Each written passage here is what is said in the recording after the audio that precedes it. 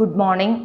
ഇന്നത്തെ ക്ലാസ്സിൽ നമ്മൾ ഡിസ്കസ് ചെയ്യുന്നത് ഡിവിഡൻഡ് ഡിസിഷനാണ്. പുതിയ ചാപ്റ്ററാണ് നമ്മുടെ FM-ലെ ലാസ്റ്റ് മൊഡ്യൂള്, ഡിവിഡൻഡ് ഡിസിഷൻ. അപ്പോൾ ഈ ഒരു ചാപ്റ്ററിൽ നമ്മൾ പ്രധാനമായിട്ടും പഠിക്കുന്നത് ഡിവിഡൻഡ് എന്താണെന്നുള്ളത് നമ്മൾ പഠിക്കുന്നുണ്ട്. പിന്നെ ഫോംസ് ഓഫ് ഡിവിഡൻഡ്, നമുക്ക് ഏതൊക്കെ തരത്തിലാണ് ഡിവിഡൻഡ് വരുന്നത്, ദെൻ എന്താണ് dividend policy, then what are the objectives and importance of dividend policy, then different types of dividend policy, then determinants of dividend policy. പിന്നെ നമുക്ക് irrelevance theory and relevance theory, അങ്ങനെ രണ്ട് കൺസെപ്റ്റും നമുക്കിവിടെ പഠിക്കാനുണ്ട്. അപ്പോൾ ഇത്രയും കാര്യങ്ങളാണ് നമ്മൾ ഈ ഒരു ചാപ്റ്ററിൽ ഡിസ്കസ് ചെയ്യുന്നത്. അപ്പോൾ നമുക്ക് നോക്കാം എന്താണ് ഡിവിഡൻഡ്, ദെൻ എന്താണ് ഡിവിഡൻഡ് ഡിസിഷൻ എന്നുള്ളതൊക്കെ നോക്കാം. ഇപ്പോൾ ഒരു ബിസിനസ് ഹൗസിനെ സംബന്ധിച്ചിടത്തോളം അവർ ചീപ്പസ്റ്റ് സോഴ്സിൽ നിന്ന് ഫണ്ട് കളക്ട് ചെയ്യും.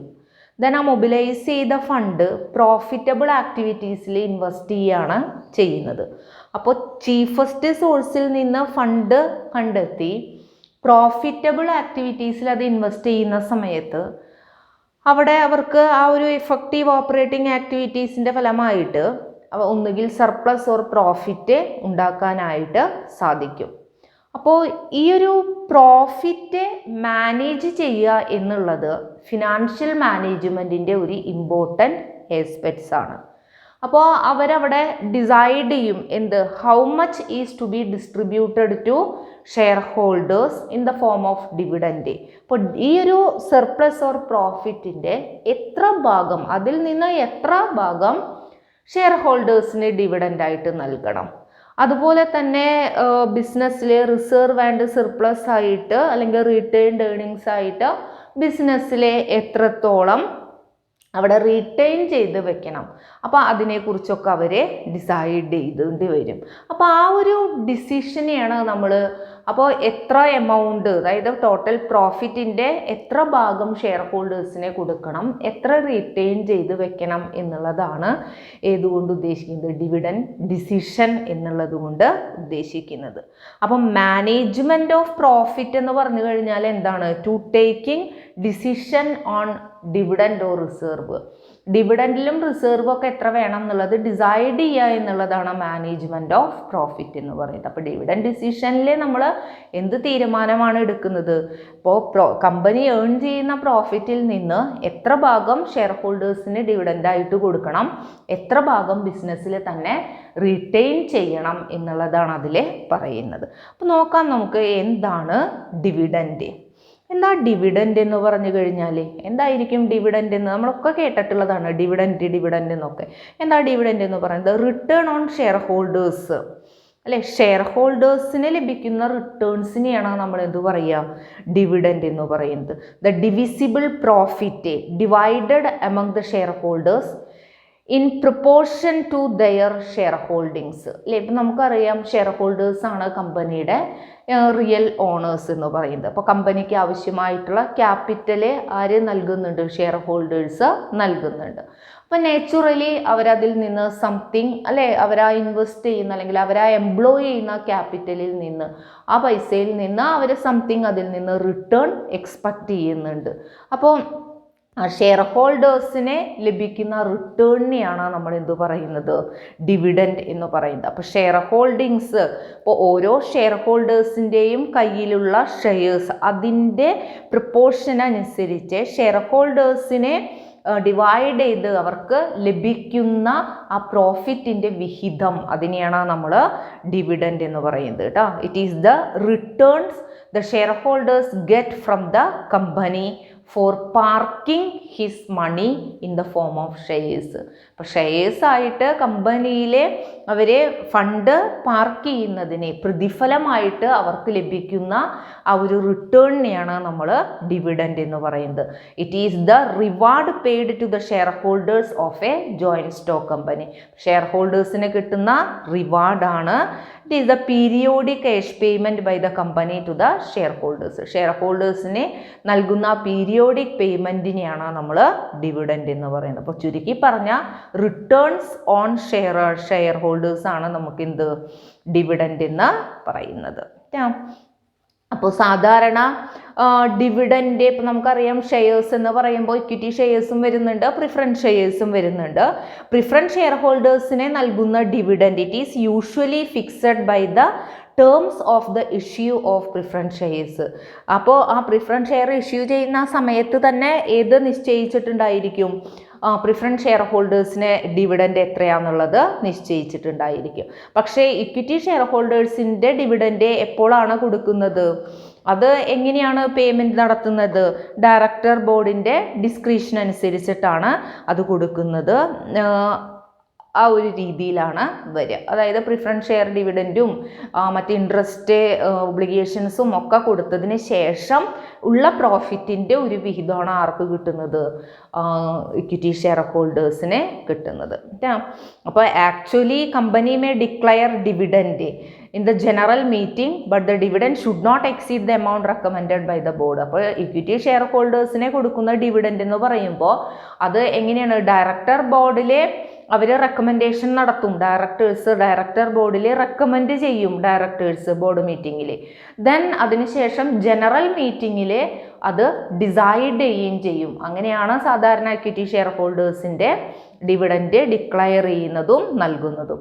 അപ്പോൾ ഡയറക്ടേഴ്സ് ബോർഡ് മീറ്റിങ്ങിൽ റെക്കമെൻഡ് ചെയ്യും, ജനറൽ മീറ്റിങ്ങിൽ അത് എന്താ പറയുക അപ്രൂവ് ചെയ്യുകയും ചെയ്യും. അങ്ങനെയാണ് വരിക. അപ്പോൾ എപ്പോഴും ബോർഡ് റെക്കമെൻഡ് ചെയ്യുന്ന ആ എമൗണ്ടിനേക്കാളും കൂടാറില്ല ഏത് ഇക്വിറ്റി ഡിവിഡൻഡ് എന്ന് പറയുന്നത്. പക്ഷേ അവർക്ക് എന്ത് ചെയ്യാം? നോർമലി ബോർഡ് റെക്കമെൻഡ് ചെയ്യുന്ന ആ എമൗണ്ട് തന്നെ ആയിരിക്കും ഇക്വിറ്റി ഷെയർ ഹോൾഡേഴ്സിന് ഡിവിഡൻഡായിട്ട് ലഭിക്കുന്നത്. ചില സന്ദർഭങ്ങളിൽ എന്ത് ചെയ്യാം? Share holders can reduce the amount if necessary in the general meeting. General മീറ്റിങ്ങിൽ അവർക്ക് എന്ത് ചെയ്യാം? ഡിവിഡൻഡിൻ്റെ എമൗണ്ട് റിഡ്യൂസ് ചെയ്യാനായിട്ട് കഴിയുകയും ചെയ്യും.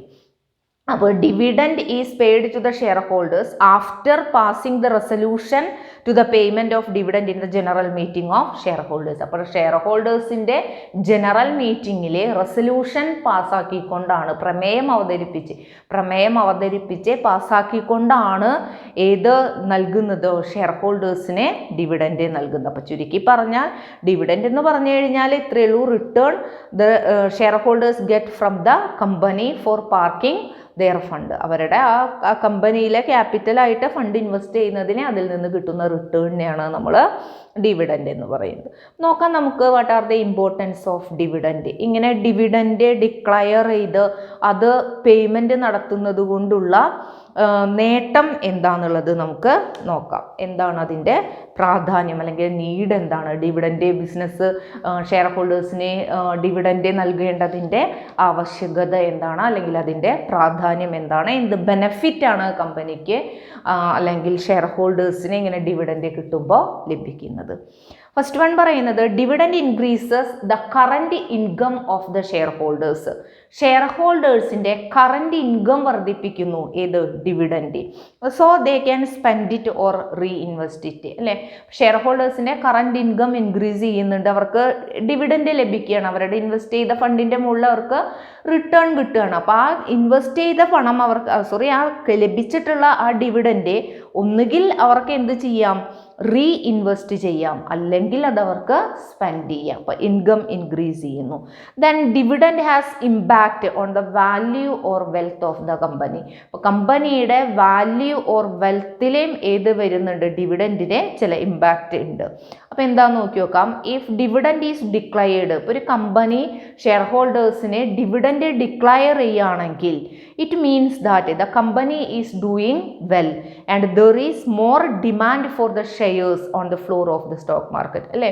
ഇപ്പോൾ നമ്മൾക്കറിയാം ഡിവിഡൻഡ് നമ്മൾ പ്രോഫിറ്റിൽ നിന്നാണ് ഡിവിഡൻഡ് കൊടുക്കുക, ക്യാപിറ്റലിൽ നിന്ന് നമുക്ക് ഒരിക്കലും ഡിവിഡൻഡ് കൊടുക്കാനായിട്ട് സാധിക്കില്ല.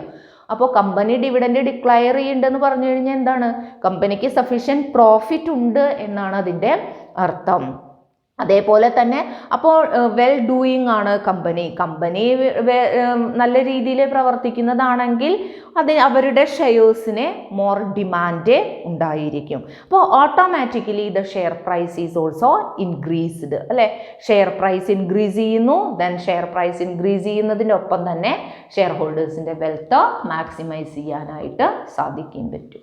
അപ്പോൾ ഷെയർ ഹോൾഡേഴ്സിൻ്റെ വെൽത്ത് ഇൻക്രീസ് ചെയ്യുന്നതിനെ ഇത് സഹായിക്കുന്നുണ്ട്. ദെൻ ടെക്സ്റ്റ് പറയുന്നത് it affect the liquidity position of the company. കമ്പനിയുടെ ലിക്വിഡിറ്റി പൊസിഷനെ ഏത് അഫക്റ്റ് ചെയ്യുന്നുണ്ട്? Dividend declaration and payment affect ചെയ്യുന്നുണ്ട്. കാരണം ഡിവിഡൻഡ് പേയ്മെൻറ്റ് എന്ന് പറയുന്നത് ക്യാഷ് ഔട്ട്ഫ്ലോ ആണ്. ഇപ്പോൾ ബിസിനസ്സിൽ നിന്ന് കുറേ ക്യാഷ് അങ്ങോട്ട് പോകുക ചെയ്യുന്നത് ഡിവിഡൻഡ് കൊടുക്കുക എന്ന് പറയുമ്പോൾ, സോ അവരുടെ ലിക്വിഡിറ്റി പൊസിഷനെ അത് ബാധിക്കും. ദെൻ നെക്സ്റ്റ് വൺ പറയുന്നത് consistent dividend paying companies are well rated and treated as blue chip companies and have lot of investor fancy.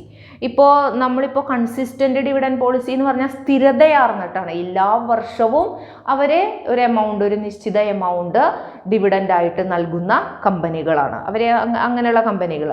അപ്പോൾ കൺസിസ്റ്റൻറ്റ് ഡിവിഡൻഡ് പേയിങ് കമ്പനീസിനെ സംബന്ധിച്ചിടത്തോളം അതൊക്കെ വെൽ റേറ്റഡ് ആയിരിക്കും അല്ലെ. സ്ഥിരതയാർന്ന് ഡിവിഡൻഡ് കൊടുക്കാൻ പറ്റുന്ന കമ്പനി എന്ന് പറയുമ്പോൾ അവർക്ക് സ്റ്റേബിൾ പ്രോഫിറ്റ്, ഒരുപാട് ലാഭം ഉണ്ടാക്കുന്ന കമ്പനികളാണ്.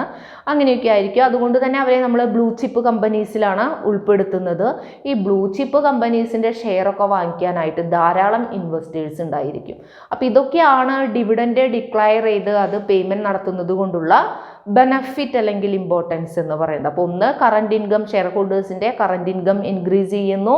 ദെൻ കമ്പനിയുടെ ഷെയർ ഹോൾഡേഴ്സ് ഓർ കമ്പനി അവരുടെ വാല്യൂ ഓർ വെൽത്ത് ഇൻക്രീസ് ചെയ്യുന്നതിനെ സഹായിക്കുന്നു. ദെൻ ഫേമിൻ്റെ ലിക്വിഡിറ്റി പൊസിഷനെ അത് ബാധിക്കുന്നുണ്ട്. ദെൻ നമുക്ക് ക്രെഡിറ്റ് റേറ്റിങ്ങിലെ ഹയസ്റ്റ് റേറ്റിംഗ് അവൈലബിൾ ആകും. അതുപോലെ തന്നെ ബ്ലൂ ചിപ്പ് കമ്പനീസിൻ്റെ കാറ്റഗറി ആ ഒരു ക്ലാസ്സിലേക്ക് കമ്പനിക്ക് ഉയരാനായിട്ട് സാധിക്കും. ധാരാളം ഇൻവെസ്റ്റേഴ്സിനെ ലഭിക്കുകയും ചെയ്യും ഷെയറിന്. അപ്പോൾ ഇത്രയൊക്കെയാണ് ഇമ്പോർട്ടൻസിൽ വരുന്നത്. ദെൻ നെക്സ്റ്റ് നമുക്ക് ഫോം ഓഫ് ഡിവിഡൻഡ് നോക്കാം. Then dividend may be different form or type. Dividend പല തരത്തിലുള്ള ഡിവിഡൻഡ് വരുന്നുണ്ട്. Cash dividend, then property dividend, stock dividend, scrip dividend, bond dividend. അതിൽ തന്നെ ക്യാഷ് ഡിവിഡൻഡിലെ interim dividend and final dividend. അങ്ങനെ different types of dividend വരുന്നുണ്ട്. നമുക്ക് one by one ആയിട്ട് നോക്കാം. ആദ്യം എന്താണ് ക്യാഷ് ഡിവിഡൻഡ് എന്നുള്ളത് നോക്കാം. പേരും തന്നെ നമുക്ക് മനസ്സിലാക്കാവുന്നതാണ്.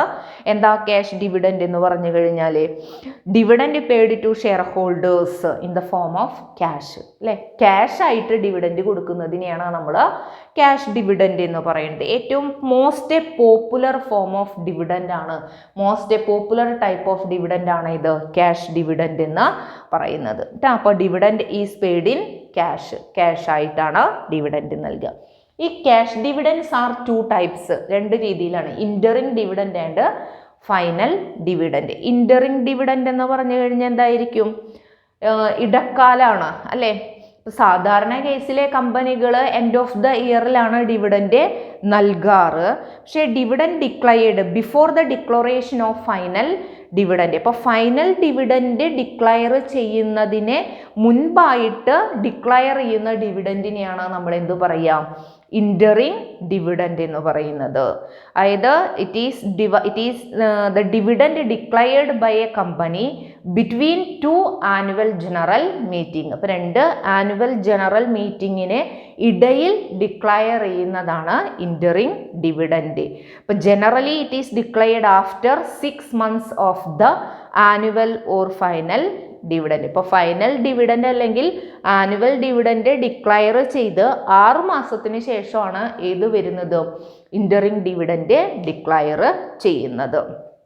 പിന്നെ ചില കേസുകളിൽ ഹൈലി പ്രോഫിറ്റ് മേക്കിംഗ് കമ്പനീസൊക്കെ ഒരു വർഷത്തിൽ തന്നെ 1 or 2 ഇൻറ്ററിംഗ് ഡിവിഡൻസ് ഒക്കെ അവർ ഡിക്ലയർ ചെയ്യാറുണ്ട്. അതായത് ഡിഫറെൻറ്റ് ക്വാർട്ടേഴ്സിലും അവരെന്ത് ചെയ്യും? ഡിവിഡൻഡ് ഡിക്ലയർ ചെയ്യാറുണ്ട്. ഇപ്പോൾ MRF ഒക്കെ ഉണ്ടല്ലോ, അവരൊക്കെ ഫസ്റ്റ് ഇൻറ്ററിംഗ്, സെക്കൻഡ് ഇൻറ്ററിംഗ് എന്നൊക്കെ പറഞ്ഞിട്ട് അങ്ങനെ ഡിവിഡൻഡ് ഡിക്ലയർ ചെയ്യാറുണ്ട്.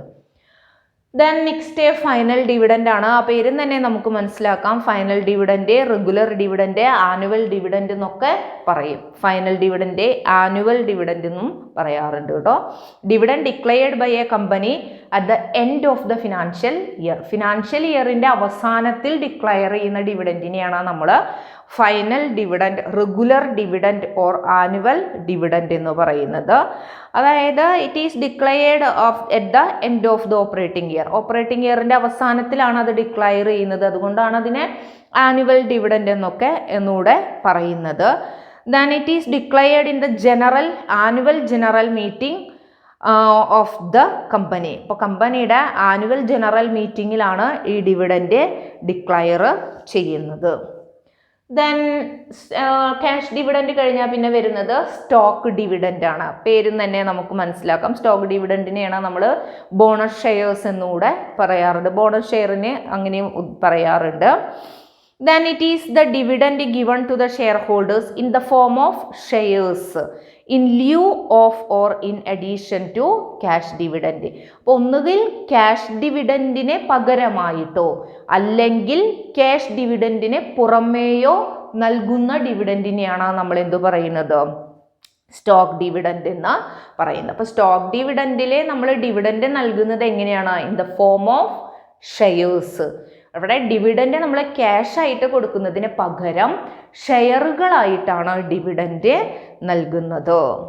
അപ്പോൾ ക്യാഷ് നൽകുന്നതിന് പകരമായിട്ട് ഷെയറായിട്ട് ഡിവിഡൻറ്റ് നൽകുന്നു. അതോ ഒന്നുകിൽ ഡിവിഡൻറ്റിന് പകരമായിട്ട് അല്ലെങ്കിൽ ക്യാഷ് ഡിവിഡൻറ്റിനെ പുറമെയാണ് നമ്മൾ കൊടുക്കുക.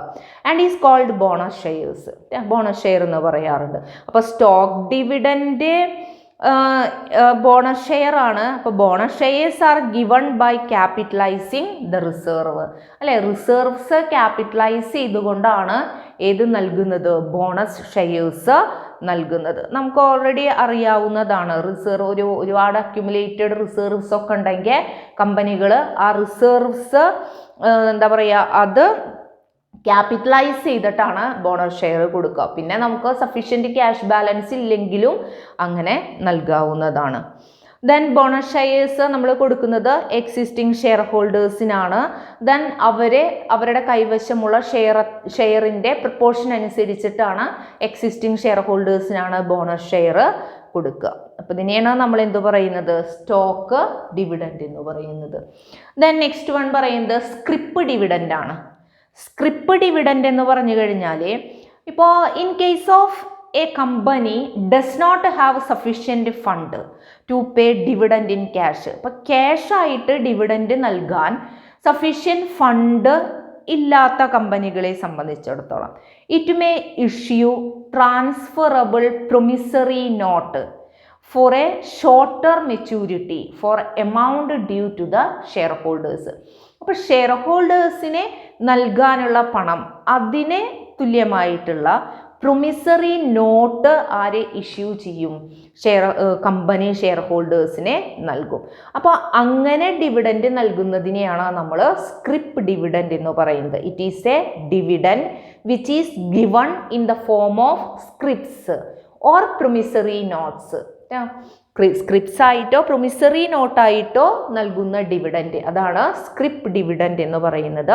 Which promises to pay the dividend declared at a future date. ഇപ്പോൾ ഫ്യൂച്ചർ ഡേറ്റിൽ നമുക്ക് ഡിവിഡൻറ്റ് ഡിക്ലയർ ചെയ്താൽ കൊടുക്കും. അതായത് ഇതിൻ്റെ ഒരു പ്രത്യേകത എന്ന് പറഞ്ഞു കഴിഞ്ഞാൽ, ഈ ഒരു സ്ക്രിപ്പ് ഡിവിഡൻറ്റ് നമ്മൾ ഇഷ്യൂ ചെയ്യുന്നത് when the company suffering from shortage of cash. ക്യാഷിൻ്റെ ഷോർട്ടേജ് കമ്പനിക്ക് വരുമ്പോഴാണ്, അല്ലെങ്കിൽ കമ്പനിയുടെ ലിക്വിഡിറ്റി പൊസിഷൻ വീക്ക് ആകുമ്പോഴാണ് ഏത് ഇഷ്യൂ ചെയ്യുന്നത്, സ്ക്രിപ്പ് ഡിവിഡൻറ്റ് കമ്പനി നൽകുന്നത്. അതുപോലെ തന്നെ സ്ക്രിപ്പ് ഡിവിഡൻറ്റിൻ്റെ മെയിൻ ഒബ്ജക്റ്റീവ്സ് എന്ന് പറയുന്നത് to postpone the immediate payment of cash ആണ്. ഇപ്പോൾ ഇമ്മീഡിയറ്റ് ആയിട്ട് ക്യാഷ് പേ ചെയ്യുന്നത് ഒഴിവാക്കുക എന്നുള്ളതാണ് ഈ ഒരു ഡിവിഡൻറ്റിൻ്റെ പ്രത്യേകത എന്ന് പറയുന്നത്. Then this form of dividend is not popular and do not exist in India. ഇന്ത്യയിൽ ഇത് അത്ര അധികം പോപ്പുലർ അല്ല. ഇന്ത്യയിൽ നിലവിലില്ലാത്ത ഒരു ഫോം ഓഫ് ഡിവിഡൻ്റ് ആണ് സ്ക്രിപ്പ് ഡിവിഡൻറ്റ് എന്ന് പറയുന്നത്. അപ്പോൾ company is doing very well. കമ്പനി വളരെ നല്ല രീതിയിൽ തന്നെയാണ് പ്രവർത്തിക്കുന്നത്. പക്ഷേ അവരുടെ cash balance is thin. Cash balance വളരെ ശോഷിച്ചിട്ടാണെങ്കിൽ അവർക്ക് എന്ത് ചെയ്യാം? It may wish to postpone the dividend payment. അവർക്ക് ആ ഡിവിഡൻഡ് പേയ്മെൻറ്റ് കുറച്ചങ്ങോട്ട് പോസ്റ്റ്പോൺ ചെയ്യാം, മാറ്റി വെക്കാം. And issue scrip dividend. എന്നിട്ട് അവർക്ക് സ്ക്രിപ്പ് ഡിവിഡൻറ്റ് ഇഷ്യൂ ചെയ്യുകയും ചെയ്യാം. അപ്പോൾ at present Indian companies cannot issue scrip dividend. അപ്പോൾ സ്ക്രിപ്പ് ഡിവിഡൻറ്റിൽ അതാണ് ചെയ്യുന്നത്. Dividend which is given in the form of Scripps or promissory note. അപ്പോൾ ഫ്യൂച്ചർ ഡേറ്റിലായിരിക്കും ഡിവിഡൻറ്റ്, ആ ഡിക്ലെയർ ചെയ്ത ഡിവിഡൻറ്റ് ഫ്യൂച്ചർ ഡേറ്റിൽ നൽകാം എന്ന് പറഞ്ഞുകൊണ്ട് ഇഷ്യൂ ചെയ്യുന്ന ആ നോട്ടിനെയാണ് നമ്മൾ സ്ക്രിപ്പ് ഡിവിഡൻറ്റ് എന്ന് പറയുന്നത്. ദെൻ നെക്സ്റ്റ് വരുന്നത് ബോണ്ട് ഡിവിഡൻറ്റ് ആണ്. പേരിൽ തന്നെ നമുക്ക് മനസ്സിലാക്കാവുന്നേ ഉള്ളൂ. Dividend which is given in the form of bond, അല്ലേ? ബോണ്ട് ആയിട്ടാണ് അവിടെ നമുക്ക് എന്ത് നൽകുന്നത്? ഡിവിഡൻറ്റ് ഡിക്ലയർ ചെയ്യുന്നത്. അപ്പോൾ ഡിവിഡൻറ്റിന് പകരമായിട്ട് ഇവിടെ എന്ത് കൊടുക്കുന്നു? ബോണ്ടാണ് ഇഷ്യൂ ചെയ്യുന്നത്. The bond may have long term maturity period, അല്ലേ? അതിന് ലോങ് മെച്യൂരിറ്റി പീരീഡിലേക്കാണ് നമ്മൾ ബോണ്ട് ഇഷ്യൂ ചെയ്യുക. ദെൻ അതിലൊരു സ്പെസിഫൈഡ് റേറ്റ് ഓഫ് ഇൻട്രസ്റ്റ് നമ്മളവിടെ നൽകുന്നും ഉണ്ട്. പിന്നെ ബോണ്ട് ഇഷ്യൂ ചെയ്യുന്ന സമയത്ത് company will be forced to pay interest half yearly or yearly. Half yearly ബേസിലോ ഇയർലി ബേസിലോ ഇൻട്രസ്റ്റ് നൽകേണ്ടതായിട്ട് വരും. Then and it can be shown as a business expenses on the debit side of the profit and loss account, അല്ലേ? അപ്പോൾ അങ്ങനെ debenture interest അല്ലെങ്കിൽ bond interest കൊടുക്കുന്നുണ്ടെങ്കിൽ അത് നമുക്ക് പ്രോഫിറ്റ് ആൻഡ് ലോസ് അക്കൗണ്ട് തയ്യാറാക്കുന്ന സമയത്ത് P&L അക്കൗണ്ടിൻ്റെ ഡെബിറ്റ് സൈഡിൽ കാണിക്കാം. ടാക്സ് ബെനഫിറ്റ് നമുക്ക് നേടുകയും ചെയ്യാൻ പറ്റും. Then the company having very good profit. ഒരുപാട് പ്രോഫിറ്റ് ഉണ്ടാക്കുന്ന കമ്പനിയാണ്. But less interest bearing securities. Interest bearing liabilities ഒക്കെ വളരെ കുറച്ചേ ഉള്ളൂ ചിങ്ങ. അത്തരം കമ്പനികളാണ് ബോണ്ട് ഡിവിഡൻറ്റ് ഇഷ്യൂ ചെയ്യുന്നത്. അപ്പോൾ ഇതൊരു ഫിനാൻഷ്യൽ എഞ്ചിനീയറിങ്ങിൻ്റെ ഒരു ഭാഗമാണ് എന്ത്? ബോണ്ട് ഡിവിഡൻറ്റ് ഇഷ്യൂ ചെയ്യുക എന്ന് പറയുന്നത്. അതും ഇവിടെ ഇന്ത്യയിലെ അത്ര വലിയ പോപ്പുലർ ഒന്നല്ല ഈ ബോണ്ട് ഡിവിഡൻറ്റ് എന്ന് പറയുന്നത്. ഇനി ഈ സ്ക്രിപ്പ് ഡിവിഡൻറ്റും ബോണ്ട് ഡിവിഡൻറ്റും തമ്മിലുള്ള ഒരു വ്യത്യാസം എന്താണെന്ന് വെച്ച് കഴിഞ്ഞാൽ, scrip dividend once issued increases the short term liability. അപ്പോൾ ഈ സ്ക്രിപ്പ് ഡിവിഡൻറ്റ് ഇഷ്യൂ ചെയ്യുമ്പോൾ കമ്പനിയുടെ ഷോർട്ട് ടേം ലയബിലിറ്റി ഇൻക്രീസ് ചെയ്യാണ് ചെയ്യുന്നത്. പക്ഷേ ബോണ്ട് ഡിവിഡൻറ്റ് ആണെങ്കിൽ അവരുടെ ലോങ് ടേം ലയബിലിറ്റിയാണ് കമ്പനിയുടെ ഇൻക്രീസ് ചെയ്യുന്നത്. അതാണ് ഇത് രണ്ടും തമ്മിലുള്ള ഒരു വ്യത്യാസം എന്ന് പറയുന്നത്. ദെൻ നെക്സ്റ്റ് വൺ പറയുന്നത് പ്രോപ്പർട്ടി ഡിവിഡൻറ്റ് ആണ്. Then dividend is distributed in the form of any property or assets other than cash. ക്യാഷിന് പകരം ഏതെങ്കിലും അസെറ്റ്സ് ഓർ പ്രോപ്പർട്ടീസ് ഇഷ്യൂ ചെയ്യുന്നതിനെയാണ് നമ്മൾ പ്രോപ്പർട്ടി ഡിവിഡൻറ്റ് എന്ന് പറയുന്നത്. It is not exist in India. അതും ഇന്ത്യയിലെ നിലവിലില്ലാത്തതാണ്. ദെൻ പ്രോപ്പർട്ടി ഡിവിഡൻറ്റ് ഇന്ത്യയിൽ വരുന്നില്ല. Many unlisted companies do reward their investors by this form. Unlisted കമ്പനീസൊക്കെയാണ് സാധാരണ ഇങ്ങനെ റിവാർഡ് കൊടുക്കാറ്. സാധാരണ ഫുഡ് പ്രോസസ്സിങ് കമ്പനീസൊക്കെ അവരുടെ ഏതെങ്കിലും ഫുഡ് ഐറ്റം ഷെയർ ഹോൾഡേഴ്സിന് റിവാർഡായിട്ട് കൊടുക്കാറുണ്ട്. പിന്നെ സാധാരണ ഈ സർവീസ് സഹകരണ സംഘങ്ങളൊക്കെ ഉണ്ട് തോന്നുന്നു. ഷെയർ ഹോൾഡേഴ്സിൻ്റെ മീറ്റിങ്ങിൽ അവർ എന്ത് നൽകാറുണ്ട്? ഗിഫ്റ്റ് എന്നുള്ള രീതിയിൽ ഷെയർ ഹോൾഡേഴ്സിനെ അല്ലേ റിവാർഡ് നൽകാറുണ്ട്. ദെൻ അങ്ങനെ റിവാർഡ് നൽകുന്ന സമയത്ത് അവരത് അഡ്വർടൈസിങ് എക്സ്പെൻസസ് എന്ന് പറഞ്ഞിട്ട് ബുക്കിൽ കാണിക്കുകയും ചെയ്യും.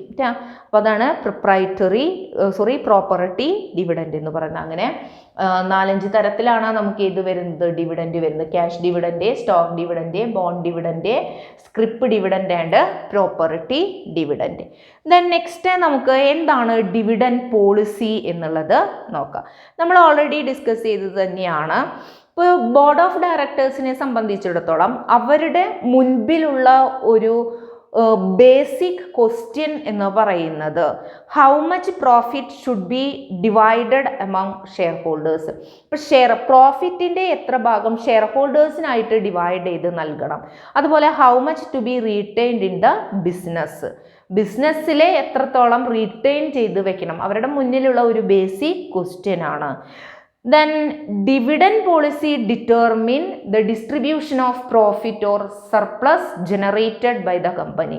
അപ്പോൾ കമ്പനി ജനറേറ്റ് ചെയ്യുന്ന ഈ ഒരു പ്രോഫിറ്റ് ഓർ സർപ്ലസ് അത് എങ്ങനെ ഡിസ്ട്രിബ്യൂട്ട് ചെയ്യണം എന്ന് തീരുമാനിക്കുന്നത് ഡിവിഡൻഡ് പോളിസിയാണ്. അപ്പോൾ dividend policy refers to the policy which determine the allocation of earnings into retained earnings and dividend. അപ്പോൾ നമ്മുടെ എന്താ പറയുക, ഡിവിഡൻഡ് പോളിസി എന്ന് പറയുന്നത് കമ്പനിയുടെ ഒരു നയമാണ്. അവിടെ എന്താ ചെയ്യുന്നത്, determine the allocation of earnings എങ്ങനെ അലോക്കേറ്റ് ചെയ്യണം എന്നുള്ളത് ഡിറ്റർമിൻ ചെയ്യുകയാണ്. അപ്പോൾ റിട്ടേൺഡ് ഏർണിങ്സ് ആയിട്ടും ഡിവിഡൻഡ് ആയിട്ടും എത്രത്തോളം വെക്കണം എന്നുള്ളത് ഡിറ്റർമിൻ ചെയ്യുക. അപ്പോൾ അതിനെയാണ് നമ്മൾ ഡിവിഡൻഡ് പോളിസി എന്ന് പറയുന്നത്. Then object of dividend policy എന്താണെന്നുള്ളത് നമുക്ക് നോക്കാം. എന്തായിരിക്കും ഡിവിഡൻഡ് പോളിസിയുടെ ഒബ്ജക്റ്റ് എന്ന് പറയുന്നത്? ഒന്ന്, provide reasonable return to share holders on their capital investment. ഇപ്പോൾ ഷെയർ ഹോൾഡേഴ്സിന് അവരുടെ ക്യാപിറ്റൽ ഇൻവെസ്റ്റ്മെൻറ്റിൻ്റെ മുകളിൽ ഒരു റീസണബിൾ റിട്ടേൺ കൊടുക്കുക എന്നുള്ളത് ഡിവിഡൻഡ് പോളിസിയുടെ ഒരു ലക്ഷ്യമാണ്. ദെൻ നെക്സ്റ്റ് വരുന്നത് maximise the wealth of share holders, അല്ലേ? ഷെയർ ഹോൾഡേഴ്സിൻ്റെ വെൽത്ത് മാക്സിമൈസ് ചെയ്യുക എങ്ങനെ?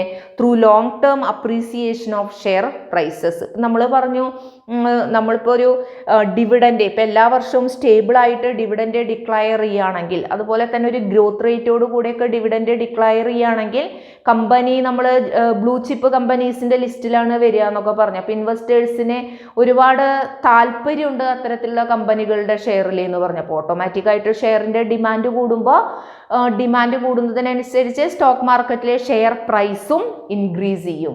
ദെൻ അങ്ങനെ ആ ഒരു ക്യാപിറ്റൽ, ആ ഒരു ഇൻക്രീസിനെയാണ് നമ്മൾ ക്യാപിറ്റൽ അപ്രീസിയേഷൻ എന്ന് പറയുന്നത്. അപ്പോൾ ആ ഒരു ലോങ് ടേം അപ്രീസിയേഷൻ, ഷെയർ പ്രൈസിൽ ഉണ്ടാകുന്ന ആ ഒരു ലോങ് ടേം അപ്രീസിയേഷനിലൂടെ ഷെയർ ഹോൾഡേഴ്സിൻ്റെ വെൽത്ത് മാക്സിമൈസ് ചെയ്യുക, അത് ഇവരുടെ ഒരു ഒബ്ജക്റ്റ് ആണ്. പിന്നെ വരുന്നത് ബിസിനസ്സിൻ്റെ ഗ്രോത്ത് ആൻഡ് എക്സ്പാൻഷന് ആവശ്യമായിട്ടുള്ള സഫീഷ്യൻറ്റ് ഫണ്ട് ലഭ്യമാക്കുക എന്നുള്ളത്. To make available sufficient fund for the growth and expansion of the business. Then next വരുന്നത് to maintain an equilibrium between the portion of profit given as dividend to shareholders and portion retained in the business. അതായത് ഒരു optimum policy അത് തീരുമാനിക്കുക എന്നുള്ളതും ഇതിൻ്റെ ഒരു ലക്ഷ്യമാണ്. അതായത് നമ്മൾ ഡിവിഡൻഡ് ഡിക്ലയർ ചെയ്യുന്നതും റീറ്റെയിൻ ചെയ്ത് വെക്കുന്നതും അത് ഒരു പ്രോപ്പർ ബാലൻസസ് കൊണ്ടുപോകുക. അപ്പം അതിലൊരു ഇക്വിലിബ്രിയം മെയിൻറ്റെയിൻ ചെയ്യുക എന്നുള്ളത് ഡിവിഡൻഡ് പോളിസിയുടെ ഒരു ഒബ്ജക്റ്റീവ്സ് ആണ്. പിന്നെ maintain investor confidence in the share of company. അപ്പോൾ കമ്പനിയുടെ ഷെയറിലെ ഇൻവെസ്റ്റേഴ്സിൻ്റെ ഒരു കോൺഫിഡൻസ് മെയിൻറ്റെയിൻ ചെയ്യുക. അപ്പോൾ ഇൻവെസ്റ്ററുടെ കോൺഫിഡൻസ്, അപ്പോൾ അതായത് സ്റ്റേബിൾ ഡിവിഡൻഡ് അവർക്ക് എല്ലാ വർഷവും ഒരു നിശ്ചിത എമൗണ്ട് ഡിവിഡൻഡ് ലഭിച്ചിട്ടുണ്ടെങ്കിൽ മാത്രമേ അവരുടെ ആ ഒരു കോൺഫിഡൻസ് നിലനിർത്താനായിട്ട് സാധിക്കുള്ളൂ. അപ്പോൾ അത് മെയിൻറ്റെയിൻ ചെയ്യുക. പിന്നെ enable the company to raise additional capital for expansion and diversification requirements.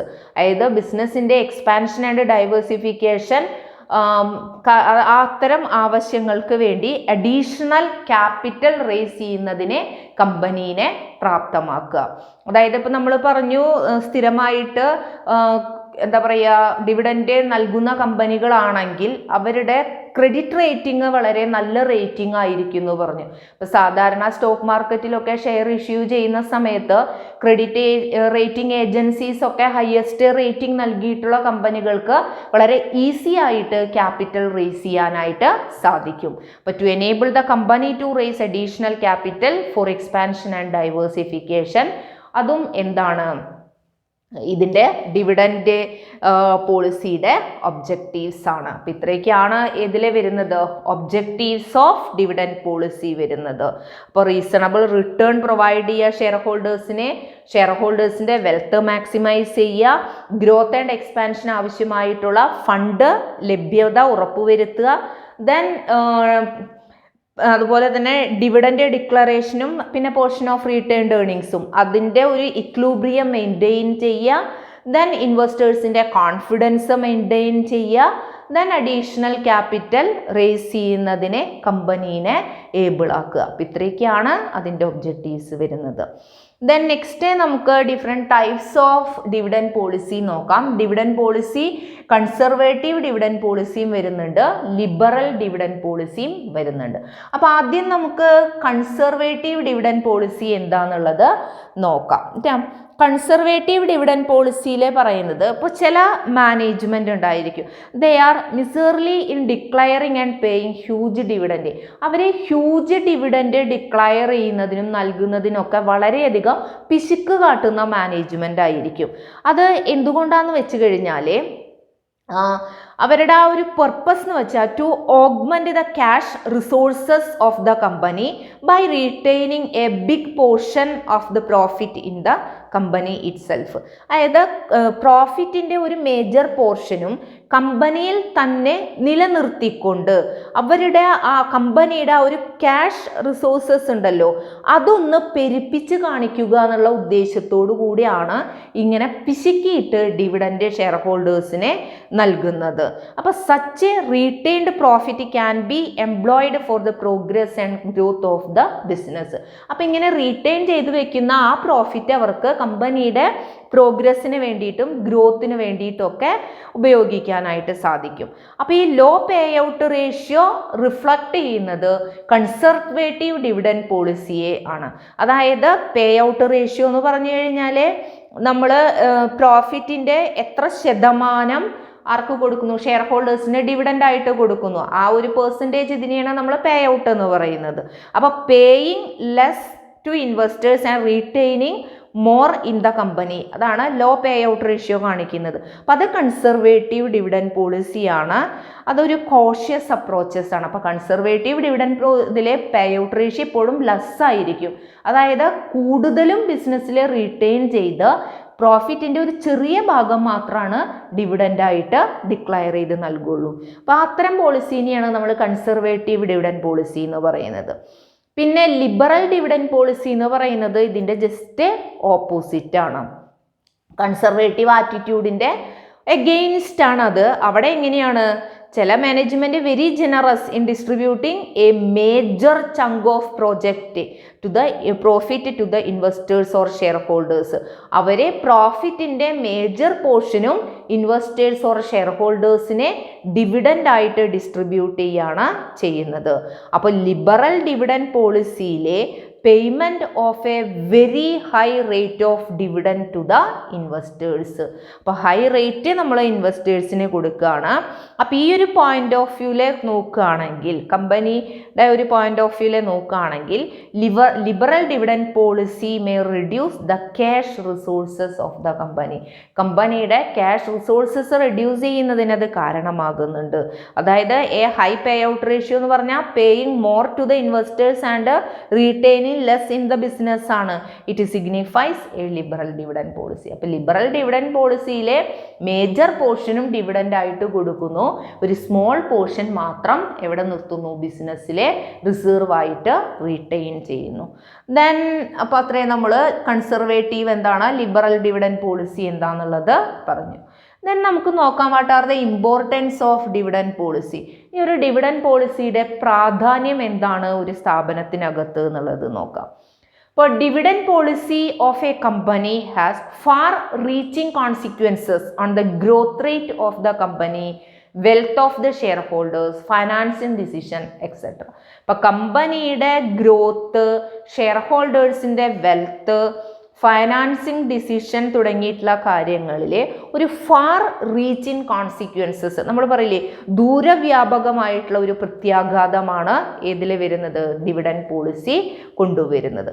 അതായത് നമുക്ക് എങ്ങനെ പറയാം, കമ്പനിയുടെ ഗ്രോത്ത് റേറ്റ് എന്ന് പറയുന്നത് ഏതിനെ ഡിപ്പെൻഡ് ചെയ്തിരിക്കും, ഫർദർ ഇൻവെസ്റ്റ്മെന്റ് ഓഫ് ഫണ്ടിനെ ഡിപ്പെൻഡ് ചെയ്തിരിക്കും അല്ലേ.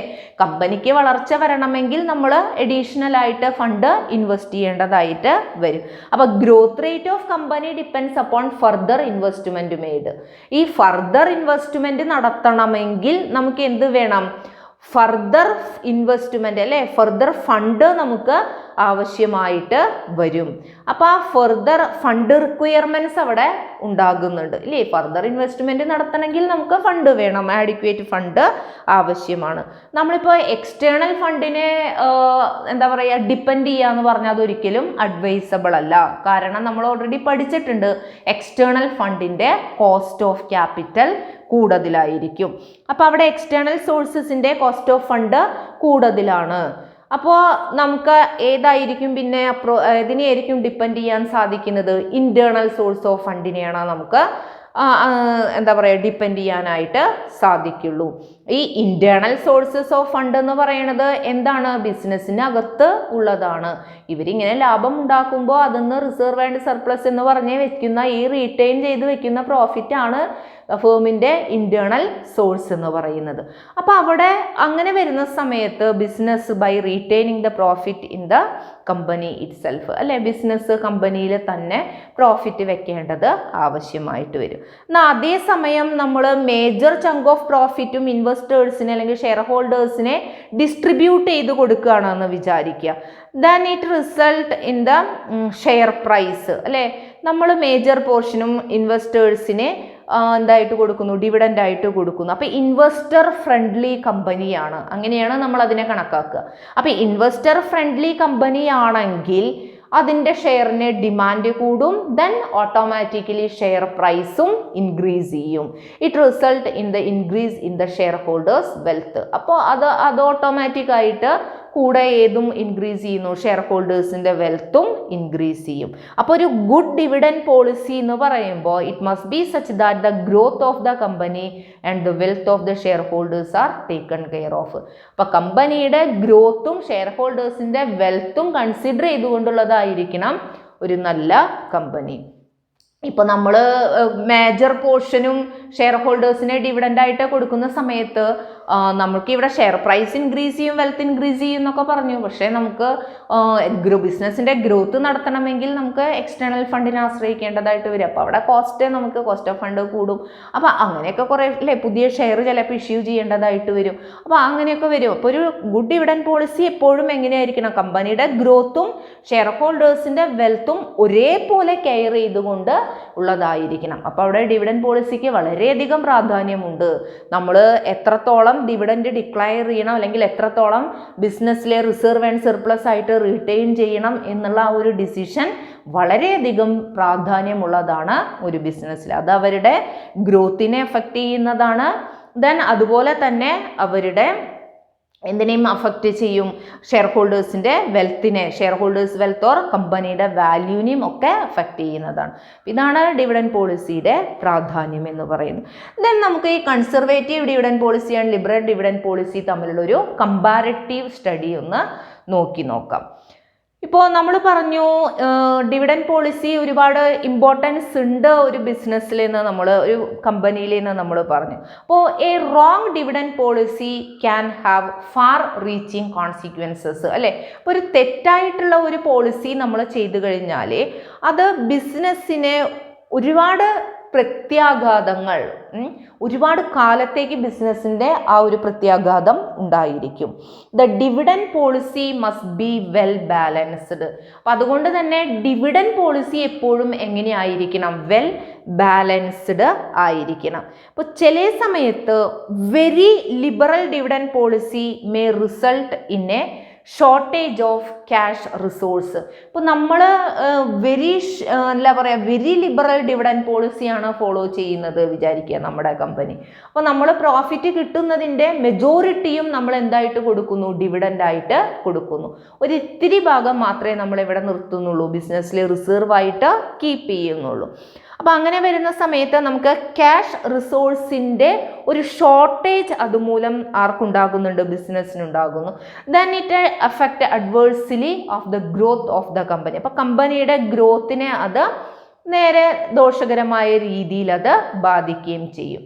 ഇനി മെജോറിറ്റി ഓഫ് ദ ഷെയർ ഹോൾഡേഴ്സും സീനിയർ സിറ്റിസൺസ് ആണ് എന്ന് വിചാരിക്കുക. അവരെ എപ്പോഴും എക്സ്പെക്റ്റ് ചെയ്യുന്നത് ഡിവിഡൻഡ് ഇൻകം ആണ് എക്സ്പെക്റ്റ് ചെയ്യുക. അപ്പോൾ അവിടെ നമുക്ക് ലിബറൽ ഡിവിഡൻഡ് പോളിസിയാണ് അപ്രീസിയബിൾ ആയിട്ട് ഉള്ളത്. എന്നാൽ അതേസമയം ക്യാപിറ്റൽ മാർക്കറ്റ് ഈസ് ബ്ലീക്ക് ആണെന്ന് വിചാരിക്കുക. ബ്ലീക്ക് മീൻസ് നമ്മൾ പറയില്ലേ ക്യാപിറ്റൽ മാർക്കറ്റ് വളരെ തണുത്ത, ഒട്ടും പ്രതീക്ഷയില്ലാത്ത, അങ്ങനെയുള്ള പെസിമിസ്റ്റിക് ആയിട്ടുള്ള ഒരു മാർക്കറ്റ്. അപ്പോൾ ക്യാപിറ്റൽ മാർക്കറ്റ് ബ്ലീക്ക് ആണെങ്കിൽ എന്തുണ്ടായിരിക്കും? കമ്പനികൾക്ക് ഫെർദർ ഫണ്ടൊക്കെ കണ്ടെത്താനായിട്ട് വളരെയധികം ബുദ്ധിമുട്ടായിരിക്കും. അപ്പോൾ അവർക്ക് ഗ്രോത്ത് ആൻഡ് ഡൈവേഴ്സിഫിക്കേഷനൊക്കെ ധാരാളം ഫണ്ട് ആവശ്യമാണ്. ആ സമയത്ത് ഇങ്ങനെ ബ്ലീക്ക് മാർക്കറ്റ് ആണെങ്കിൽ, ക്യാപിറ്റൽ മാർക്കറ്റ് ബ്ലീക്ക് ആണെങ്കിൽ, ഓപ്റ്റിമിസ്റ്റിക് ആണെങ്കിൽ അവർക്ക് ഫണ്ട് കണ്ടെത്താനൊക്കെ വളരെ ബുദ്ധിമുട്ടായിരിക്കും. അപ്പോൾ അവിടെ കൺസർവേറ്റീവ് ഡിവിഡൻഡ് പോളിസിയാണ് റൈറ്റ് ചോയ്സസ് എന്ന് പറയുന്നത്. ഇനി മെജോറിറ്റി ഓഫ് ദ ഷെയർ ഹോൾഡേഴ്സും യങ്സ്റ്റേഴ്സ് ആണെന്ന് വിചാരിക്കുക, അതുപോലെ എംപ്ലോയിഡ് പേഴ്സൺസ് ആണെന്ന് വിചാരിക്കുക. അവർക്ക് ഡിവിഡൻഡ് ഇൻകത്തെ കുറിച്ച് വലിയ ബോധറൊന്നും ആയിരിക്കില്ല. അവർക്ക് ഡിവിഡൻഡ് ഇൻകം വേണമെന്നൊന്നുമില്ല. ഇപ്പോൾ റിട്ടയേർഡ് ചെയ്തിട്ടുള്ള സീനിയർ സിറ്റിസനെ പോലെ അവർക്ക് ഈ ഡിവിഡൻഡ് ഇൻകം അവർക്ക് അത്ര പ്രാധാന്യം ഉണ്ടായിരിക്കില്ല. അപ്പോൾ അവിടെ നമുക്ക് ഏത് ഉപയോഗിക്കാം? കൺസർവേറ്റീവ് ഡിവിഡൻഡ് പോളിസി ഫോളോ ചെയ്യാവുന്നതാണ്. കമ്പനീനെ അതൊരു തരത്തിലും ബാധിക്കില്ല. അപ്പോൾ കൺസർവേറ്റീവ് വേണോ ലിബറൽ വേണോ എന്നുള്ളതൊക്കെ കമ്പനിയുടെ ആ ഒരു ഇതനുസരിച്ചിട്ടാണ് വരുന്നത്. അപ്പം അതുകൊണ്ട് തന്നെയാണ് ഈ മാനേജ്മെൻറ്റ് ഓഫ് പ്രോഫിറ്റ് എന്ന് പറയുന്നത് ഫിനാൻസ് മാനേജ്മെൻറ്റിൻ്റെ വളരെ പ്രധാനപ്പെട്ട ഒരു ഭാഗമാണ് എന്ന് നമ്മൾ പറയുന്നത്. അപ്പം ഇത്രയും കാര്യങ്ങളാണ് നമ്മൾ ഈ ഒരു ക്ലാസ്സിൽ പഠിച്ചത്. അപ്പോൾ പ്രധാനമായിട്ടും നമ്മളിതിൽ പറഞ്ഞത് ഡിവിഡൻഡ് എന്താണെന്ന് നമ്മൾ പറഞ്ഞു. ദെൻ ഡിവിഡൻഡ് ഡിക്ലയർ ചെയ്ത് അത് പേയ്മെൻറ്റ് നടത്തുന്നതിൻ്റെ പ്രാധാന്യം ആവശ്യകത എന്താണെന്നുള്ളത് പറഞ്ഞു. പിന്നെ നമ്മൾ ഫോം ഓഫ് ഡിവിഡൻഡ് ആണ് പറഞ്ഞത്. ഡിവിഡൻഡ് എന്ന് പറയുന്നത് ക്യാഷ് ഡിവിഡൻഡ്, ക്യാഷ് ആയിട്ടാണ് ഡിവിഡൻഡ് നൽകുന്നത്.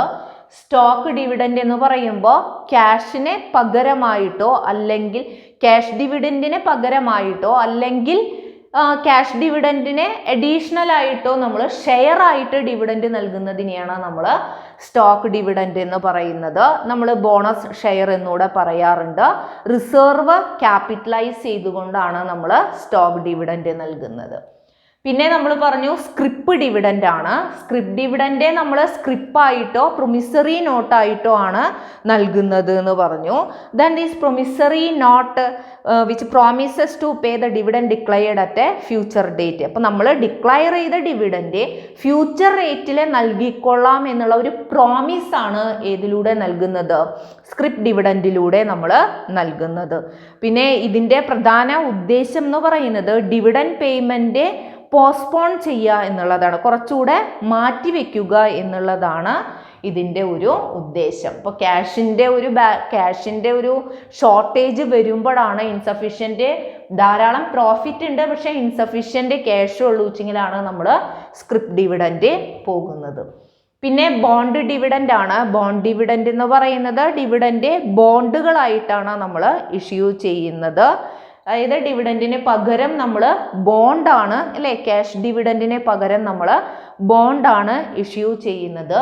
ബോണ്ട് ഡിവിഡൻഡ് ഇഷ്യൂ ചെയ്യുമ്പോൾ ഫേമിൻ്റെ ലോങ് ടേം ലയബിലിറ്റി ഇൻക്രീസ് ചെയ്യുന്നുണ്ട്. കാരണം ഇതിൻ്റെ മുകളിൽ നമുക്ക് ഇൻട്രസ്റ്റ് വരുന്നുണ്ട്. അത് ഇയർലി ഓർ ഹാഫ് ഇയർലി ബേസിസിൽ നമുക്ക് ഇൻട്രസ്റ്റ് നൽകേണ്ടതായിട്ട് വരും. പിന്നെ ഇതുകൊണ്ടുള്ളൊരു ബെനഫിറ്റ് എന്ന് പറയുന്നത് എന്താണ്? ഈ ബോണ്ടിന് കൊടുക്കുന്ന ഇൻട്രസ്റ്റ് നമുക്ക് പ്രോഫിറ്റ് ആൻഡ് ലോസ് അക്കൗണ്ടിൻ്റെ ഡെബിറ്റ് സൈഡിലെ എക്സ്പെൻസസ് ആയിട്ട് കാണിക്കാം. അതിനെ നമുക്കൊരു ടാക്സ് സേവിങ്സ് ഇതിലൂടെ നമുക്ക് ലഭിക്കും. അപ്പോൾ ആ ഒരു ടാക്സ് അഡ്വാൻറ്റേജസ് നമുക്കിതിൽ കിട്ടുന്നു എന്നുള്ളതാണ് ഇതിൻ്റെ ഒരു ബെനഫിറ്റ്. പിന്നെ നമ്മൾ പ്രോപ്പർട്ടി ഡിവിഡൻഡ് ആണ് പറഞ്ഞത്. ഡിവിഡൻഡ് ഡിസ്ട്രിബ്യൂട്ട് ചെയ്യുന്നത് പ്രോപ്പർട്ടി ആയിട്ടോ അസറ്റ് ആയിട്ടോ ആണെങ്കിൽ അതിനെയാണ് നമ്മൾ പ്രോപ്പർട്ടി ഡിവിഡൻഡ് എന്ന് പറയുന്നത്. ഇപ്പോൾ സാധാരണ അൺലിസ്റ്റഡ് കമ്പനീസ് ആണ് പ്രോപ്പർട്ടി ഡിവിഡൻഡ് നൽകുന്നത്. അത് അവരുടെ ഏതെങ്കിലും പ്രോഡക്റ്റുകളൊക്കെ നമ്മൾ കൊടുക്കാറുണ്ട് അങ്ങനെ. പിന്നെ നമ്മൾ ഡിവിഡൻഡ് പോളിസിയാണ് പറഞ്ഞത്. Then policy which determine the allocation of earnings as dividend or returned earnings, അതിനെയാണ് നമ്മൾ ഡിവിഡൻഡ് പോളിസി എന്ന് പറയുന്നത്. ദെൻ ഡിവിഡൻഡ് പോളിസി തന്നെ കൺസർവേറ്റീവ് ഡിവിഡൻഡ് പോളിസി വരുന്നുണ്ട്, ലിബറൽ ഡിവിഡൻഡ് പോളിസി വരുന്നുണ്ട്. കൺസർവേറ്റീവ് പോളിസി എന്ന് പറയുമ്പോൾ ഇവിടെ ലോ പേ ഔട്ട് റേഷ്യോ ആയിരിക്കും. അതായത് കുറച്ച് ഡിവിഡൻഡ് ആയിട്ട് കുറച്ച് ഡിസ്ട്രിബ്യൂട്ട് ചെയ്യുന്നു, മേജർ പോർഷൻ റിട്ടേൺ ചെയ്യുന്നു. ലിബറൽ എന്ന് പറയുമ്പോൾ high rate of dividend declare ചെയ്യും, ഒരു ചെറിയ പോർഷൻ മാത്രം റിട്ടേൺ ചെയ്ത് വെക്കുന്നത്. ദെൻ പിന്നെ നമ്മൾ ഇമ്പോർട്ടൻസ് ഓഫ് ഡിവിഡൻഡ് പോളിസി എന്താണെന്നുള്ളതും കണ്ടു. അടുത്തൊരു ക്ലാസ്സിൽ നമുക്ക് വേറൊരു ടോപ്പിക്കുമായിട്ട് വീണ്ടും കാണാം. Thank you.